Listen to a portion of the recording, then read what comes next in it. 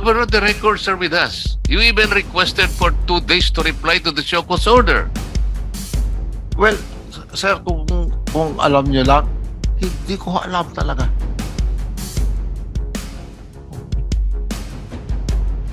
Are you trying to make these committees believe that your provincial administrator would, on her own, ask for an extension of time to file your explanation? No, sir.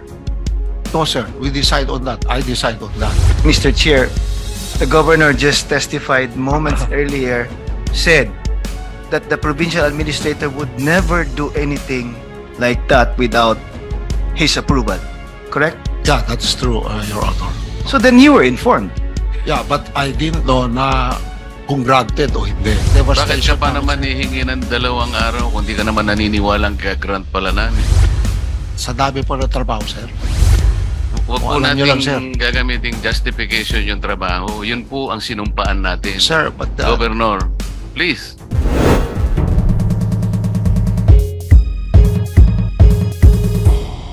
Wala pa nagtanong? Mayroon na nga eh. Please proceed, the Honorable Marco Rita, for your query. Mr. Chair, first of all, I'd like to know why there was a show cause order and whether or not the show cause order was answered on time, because I think all this started from that. And then secondly, because there was an allegation that Mayor Governor Mamba was preventing those officials in the province of Cagayan, which were all called into the meeting to shed light on the issues being discussed. And I was informed that there was an alleged order for them not to appear in this meeting. So I'd like to know whether or not the Cagayan governor has a hand in preventing those persons called by the committee to testify. This is the first thing that we have to establish. That is the reason why the detention order and contempt order was issued in the first place. Okay, now I think I do not know the questions asked and I do not know the answers given to these questions. Have these questions been asked and whether have they been satisfactorily answered? Because it now rests on us whether or not the continued presence or detention of the governor of Cagayan is still justified under the circumstances.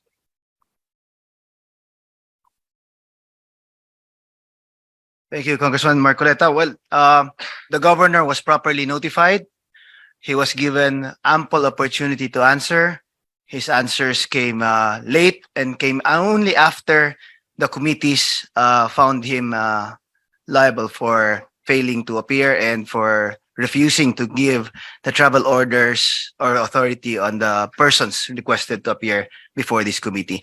And as testified to by the officers or the officers of the provincial government called, they said that had they been given a travel authority, they would have attended our committee's hearing. So, Governor Mamba, what was the reason why, first of all, you failed to answer on time the show cause order, and then thereafter, according to the testimony of your own officials, they were prevented from appearing before us simply because they were denied travel order from your office. Of course, this constitute the charges and from which the order of contempt and detention came from. So unless you are able to explain to us with clarity and with conviction, you make us believe that we were wrong in issuing the contempt order and the detention. Please. Yeah, thank you so much, Mr. Chair. No, as I explained a while ago, I apologize for the delay on my explanation on the show cause order, Mr. Chair. As I said a while ago, I am totally dependent on my provincial administrator and chief of staff as far as legal matters are concerned. No. You were totally dependent on. Yes, because she's a lawyer, and that's why I consult her every now and then, no, on these things. And she's also the one informing me of the explanations that I have to do. I'm not a lawyer, Mr. Chair. That is why. Was the show cause order so difficult to answer? Did it contain all legal issues, Governor Mamba? Well, I leave that to my lawyers, especially to Charo, my provincial administrator. Mr. Chair, I hope we can believe that. Governor, you are a very responsible leader of your own province. I'm not saying that you will not depend on your legal assistant or whatever his or her position is. Kasi ganito, But- When you are called to make an explanation, it's a show cause order. You will not depend on anybody. It's your life that depends on it. I hope you can make us believe that that is the only reason for that. Because aside from that explanation, whether or not we will have to accept that, there are other public statements that you made that most of this besmears the reputation of the members of this committee. We saw the video, and in the program of Noli de Castro, you made some allegations there that the reason why you didn't come because you were excused, but that was a different story. You were excused then because you were trying to argue on the issue of sub judice. Somebody explained to you that sub judice does not apply in Congress. We have our own rules. Alam mo naman yon, you are also an honorable member of this house before. Kahit na Supreme Court pa yung nag-hear, they will yield to us because that is the right of Congress. Sinabi mo doon paano naman ako pupunta doon? Sub judice. Personally, this is not applicable. So I'd like to believe that you're using that more than using the reasoning that your lawyer is not with you. You have to give us better explanation than that. when I say, We'll be lenient to you. We can lift this order of suspension, but you have to be honest with us in explaining to us. Please. Mr. Chair, when I said I am totally dependent, I'm not totally dependent on for him or for her to tell me what to do, but informing me. Because everything that comes, any correspondence that comes before it reaches me, it is through her. Ganun po yung nangyari. Ang tingin ko, because when she was detained here, siguro nakalimutan din po niya. That's why it came belatedly, yung explanation po namin. Hindi ko pa sinasabing Alam siya mo, na lang ang mag-a-answer. Hindi po. Governor, Sinasabi ko, ganito lang to Palagay mong nakakulong yung, alam mo, by text message. Pwede ka naman niyang i-advise Hindi naman namin, Mr. Chair, kinuha ba natin yung cellphone nung legal officer? There are certain hours that the provincial administrator is being given the opportunity to use her cell phone. Did we capture her cellphone? No, as per request niya, pwede yung magamit for a given period of time. So, on that premise, Did we prevent her from contacting the good... Mr. Chair, she's only provincial allowed to use the cell phone 30 minutes in the afternoon and 30 minutes in the morning. that's correct. O di malaking bagay na yun. Yeah, pero Ako alam naman niyo siguro, naman, Mr. ito Chair. yung 5 minutes naman. Most of the time, syempre balisarin yung bata. No? No, this is the first time that she's cited in contempt. She's the first time she's detained and she's out. Wala akong contact kahit kanino. No, she's alone in the detention cell. I don't know, no? Kaya nga po sabi ko, it totally quadrasyon na nagkalimutan po lahat sa totoo lang. Sino naman ho ang hindi a-answer sa show cause order? And I know there are consequences of that. Kaya lang po, ganun po yung nangyari. When she was detained, doon na po and really, I'm really sorry for that. Mr. Chair, can we be informed of what was the extent of the show cause order? Was it too difficult? Was it too legalist that the governor will be unable to answer without the help of his legal officer? Ano ba yung nakalagay doon sa show cause order? It was simply asking him to explain why he should not be cited in contempt for acts. Undue interference of the proceedings of these committees. Our appreciation to what was happening at that time is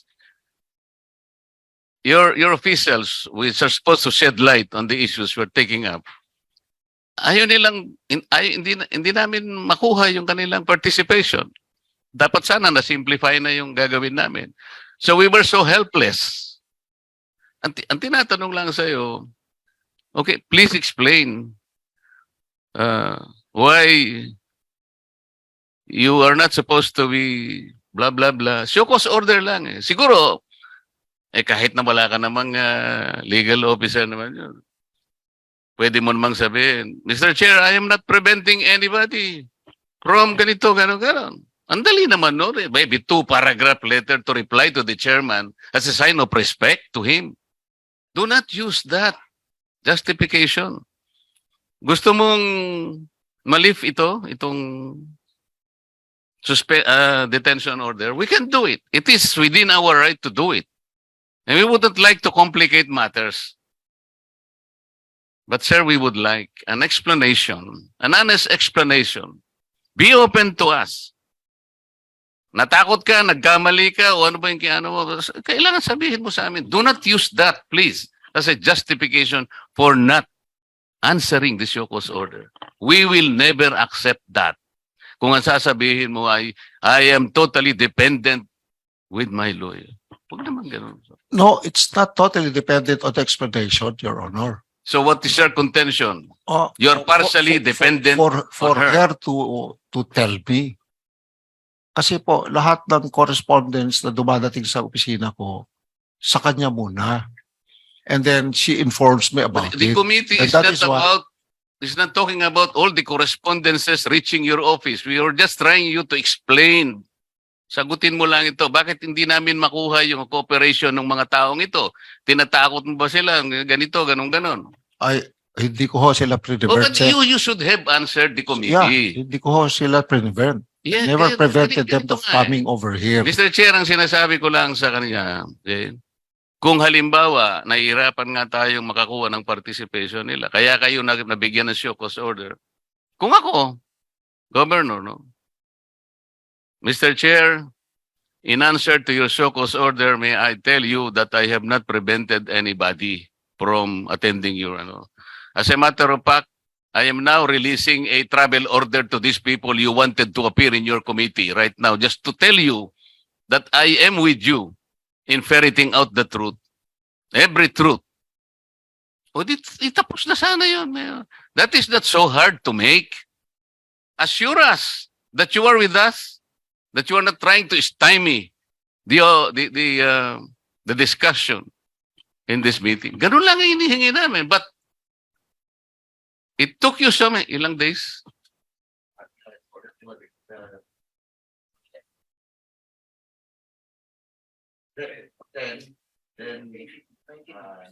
Yun yung sinasabi namin, Governor. 835 paragraph letter. Sige, maski na 3 paragraphs lang. It's a Sir- sign of respect. Kaya nga sir, Mr. sabi ko, hindi niya nasabi sa akin na I have to come up with a show cause order. Really sir, yun ang kuwang ko. So I thought all the while, walang ganun sa akin. Then she was detained here. So that is why na-explain lang niya yon nung nakalabas na siya. No? At sinabi niya sa akin, oh, yun po yung nangyari sir sa amin, Mr. Chair. What you're trying to make us believe is that somebody is supposed to explain to you the value of that show cause order. No, I know. Without anybody explaining to you, you will not be able to understand that. And therefore, you are barred from. No, sir. Kung alam ko lang na meron, I could have consulted anybody. So, Mr. Or I Chair, could he have doesn't asked. know that there was Hindi a ko show alam. cause order? No? He was properly notified as far as the committees are concerned. But the records are with us. You even requested for 2 days to reply to the show cause order. Well, sir, kung alam niyo lang, hindi ko alam talaga. Kung alam ko lang, I could have asked them kaagad. Kaya I was also asking my kwan. Kaya nga Governor- answer lang ako after. And Are I'm you really, trying- really sorry. Sir, I'm sorry, sir. Are you trying to make these committees believe that your provincial administrator would, on her own, ask for an extension of time to file your explanation? No, sir. No, sir. We decide on that. I decide on that. She Yes, will sir. always consult me. So if you Pero ask, at that point in time, I was never told. sir, there was a request for an extension of time to file an answer. And now you're telling me that you were not informed when you just earlier said, Mr. Chair, can you please present to him the request made by the provincial Sir- governor requested sir, for 2 days? I really didn't know kung granted nga yung extension or not. Dahil nakulong na si Attorney Charo that time. Nakulong na po siya eh.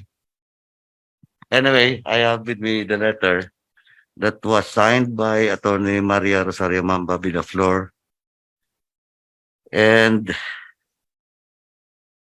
no signature affects yung sa kay Gov. So it is only the provincial administrator that sent to us and signed on behalf of the employees and the governor. Now, let me read lang yung item number 4 para malinaw lang. Kasi yung iba, kaugnay doon sa ibang mga employees. Now, ito yung item number 4. Furthermore, the provincial governor also received the undated show cause order of the Joint House Committee directing him to submit written explanation of the failure of the 17 employees of the provincial government of Cagayan who are witness to the ongoing investigation of the Joint House Committees regarding House Resolution 145 and Resolution 146. Being under their direct control and supervision to be submitted before 2 p.m. of August 8, 2023 to these honorable committees. So ito lang. So signed by the provincial administrator, Attorney Maria Rosario Mamba. but Mr. Chair, the governor just testified moments earlier, said that the provincial administrator would never do anything like that without his approval, correct? Yeah, that's true, Your Honor. So then you were informed. Yeah, but I didn't know na kung granted o hindi. No? Number 2, sir, talagang we were Bakit ka pa sobra po naman, yung devastation bakit ka pa namin, naman sir. hihingi ng 2 araw kung di ka naman naniniwalang gagrant pala namin? So kahit saan kami yung talo rito eh. Inisyon ka namin ng show cause order, humingi ka naman ng 2, dapat i-assume mo naman na ibibigay namin sa iyo ang pagkakataon na 2 kasi sumulat ka eh. Ngayon sasabihin mo, dahil hindi ka naman nakakasiguro na bibigay namin sa iyo yung 2 araw, ba't ka pa humingi ng 2 araw kung yun pala yung iniisip mo? Sir, kaya nga ako sa dami po ng trabaho, sir. Marami rin So, tayong trabaho. we are on the state of calamity. We were responding to, we were also searching for 4 others na nawala that time. Huwag O, po alam niyo lang, nating gagamiting justification yung trabaho. Yun po ang sinumpaan natin. Sir, but Governor, please. sir, kung po ito, Mr. Chair, I have a super typhoon that hit us and I was responding to all of this. No? Hindi po ako kasi yung nagtuturo-turo lang. Sa totoo lang, no? Ako po yung mismong the thick of anything that happens in my province. I am always there. And that is why, no, siguro nakaligtaan din po namin ito na wala rin sa aking isip. So really, I'm really sorry, no, for not responding to this on time. But really, it was never meant to. Parang wala naman sa loob mo yung pagsusorry mo. You keep on arguing kasi. Alam mo, aminin mo na lang sana. Hindi yung pati yung typhoon na ginagawa natin, yung trabaho natin. We're visited by typhoons regularly 20 times. 6 or 7 of these are very strong.